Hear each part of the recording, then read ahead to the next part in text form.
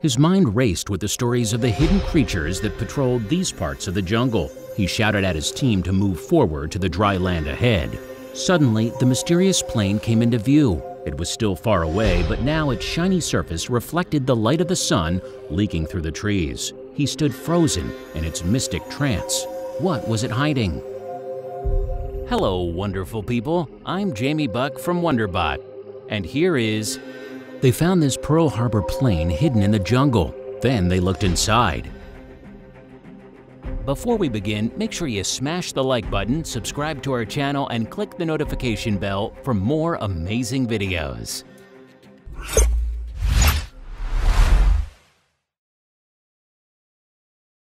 When Fred first heard about the sighting and the mystery surrounding it, he resolved that he would do whatever it took to find it.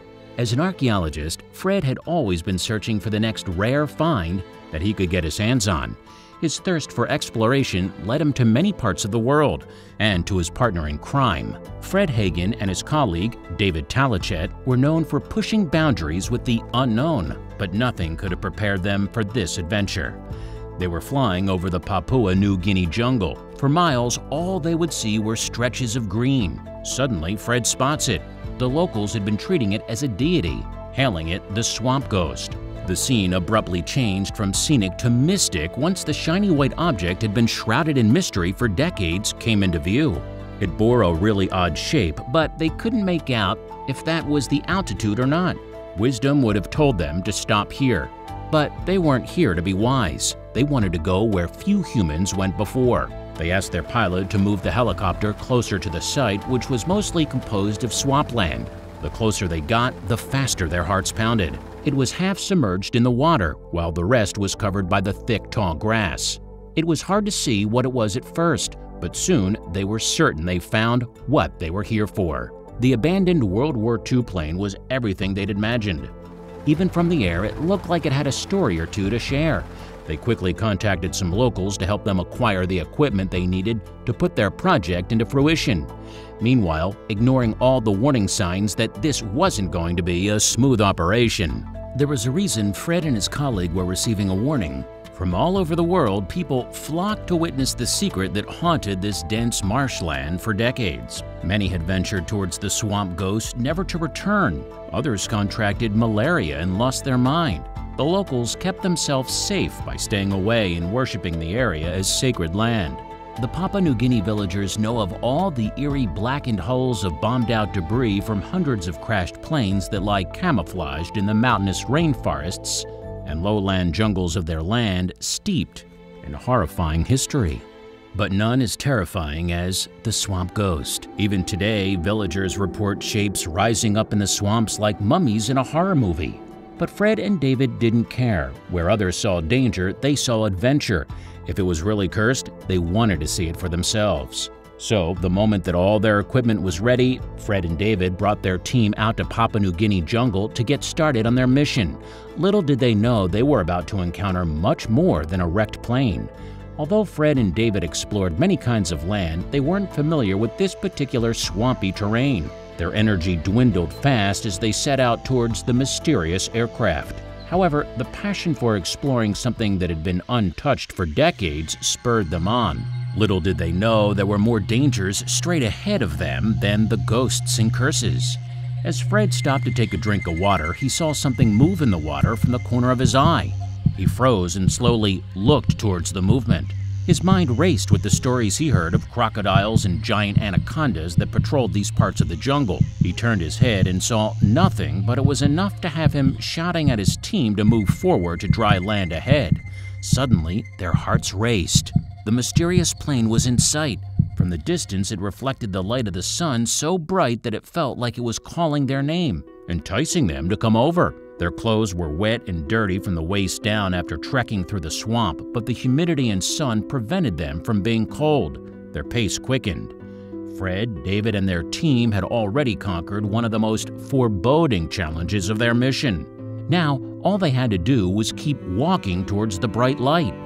They walked through the unforgiving landscape of the dense jungle for hours until they finally reached the site.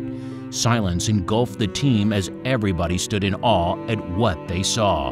No one knew the story behind the plane. That's why Fred and David were hell-bent on finding out more about its mysterious origins. Now, as they stood within arm's length of it, they couldn't soak in the details fast enough. They could tell it was a plane from World War II.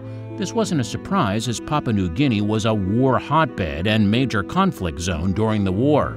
Every year, war enthusiasts had flocked to Papua New Guinea to see for themselves the wreckage that lay strewn over parts of the islands. Because of its strategic location, it became the site of many clashes between the Australians, Japanese, and Americans, all of which had set up military bases in different areas. Fred and David expected to feel a deep sense of history here, but they never saw this coming.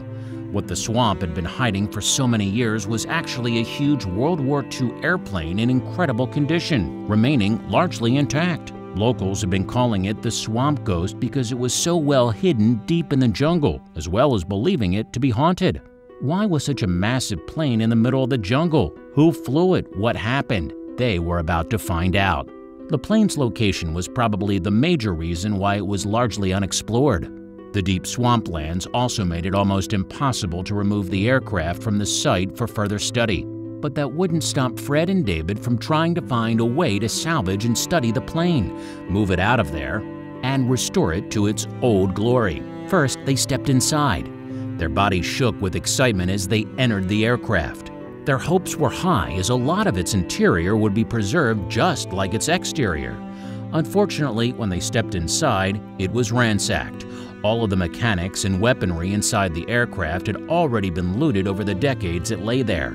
Luckily, David was already able to identify pieces of its story. As a World War II veteran, David had lots of experience in dealing with all types of aircraft. He even has a business of collecting and restoring military aircraft. It was his main reason for coming on this mission. His collection included amazing aircraft such as a B-25 Mitchell bomber and a P-40 Tomahawk, but this find would top them all. David quickly discovered that the type of plane stuck in the swamp was the exact type of plane that he had piloted during World War II. It was a B-17E Flying Fortress. Once they knew what they were dealing with, they began attempting to salvage the plane in the 1980s. But in true swamp ghost fashion, they suffered setbacks, making it decades before they completed the extremely difficult task. According to Fred, the restoration of the plane was their greatest dream, because for some reason it captured the imagination of the people from around the world, he stated. The plane was first nicknamed the Flying Fortress.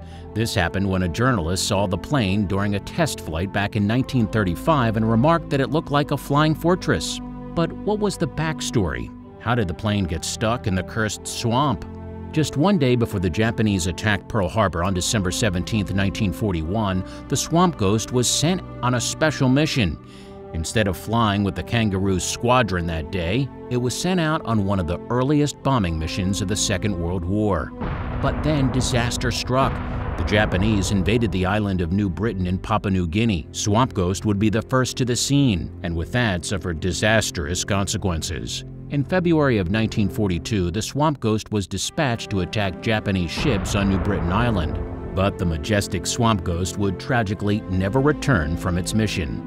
The plane started experiencing problems when the bomb bay doors wouldn't open. They made second passes at their target before they were able to finally get them to open. But now they'd attracted anti-aircraft fire from the Japanese troops. It was the beginning of the end for Swamp Ghost.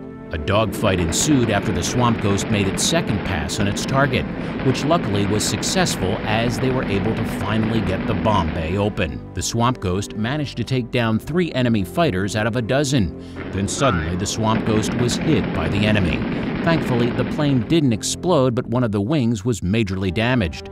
It was leaking fuel and crashing fast in the New Guinea wilderness. The Swamp Ghost was due to return to the New Guinean capital city of Port Moresby. But the crew couldn't make that happen with a punctured wing and a massive fuel leak.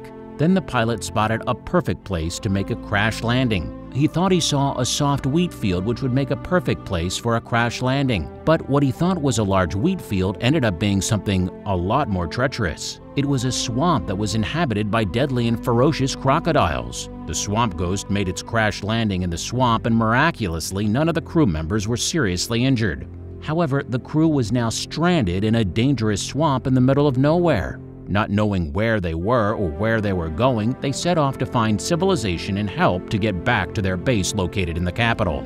The entire crew devastatingly all caught malaria while attempting to traverse the dangerous swamps. Fortunately, they came across a native that helped them and took them back to his village.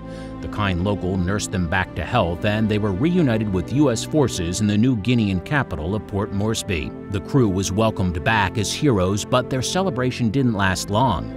They were almost immediately sent out on a new mission. While the crew of the Swamp Ghost was redeployed on a new mission, their flying fortress was all but forgotten. As time went on and the war ended, no one thought twice about the flying fortress, and it was time to go home. For decades, the plane was only known to a few locals in the nearby areas. U.S. forces completely forgot about the plane and made no effort to recover it from the wreck site. Then it was rediscovered in 1972 by Australian troops flying over the area. The news hit international media and the Swamp Ghost became famous. The Flying Fortress is one of only 4 other planes of its kind, and of all the wrecks that took place over Papua New Guinea, the Swamp Ghost is the most famous of them all. Located in the Aiga-Ambo Swamp, the Swamp Ghost sat abandoned for 64 years. The Pacific Aviation Museum in Hawaii explains that the Flying Fortress is arguably the world's most intact and unretired World War II-era B-17E bomber, a one-of-a-kind example of an aircraft that played an indispensable role in winning World War II. And it is the only B-17 in the world that still bears its battle scars. But that wasn't all. Since its introduction in 1938, the B-17 was still the 3rd most massively produced bomber of all time.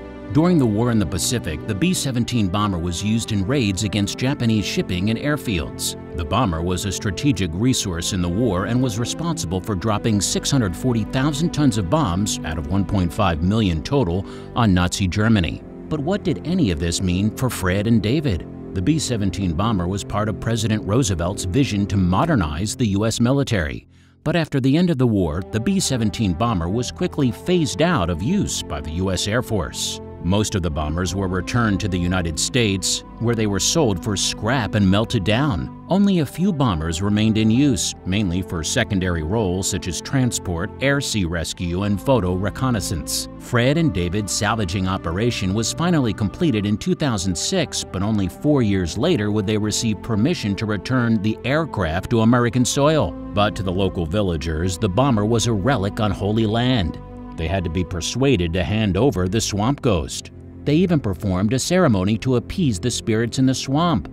Still, not everyone was happy with the chief's decision to let Fred and David remove the relic. Augustin Bagassi, who happened to be the son of a local chief, set out to make sure that the B-17 bomber wasn't removed. He even went so far as to organize a group of people to help him intercept the plane before it could be moved to a barge offshore.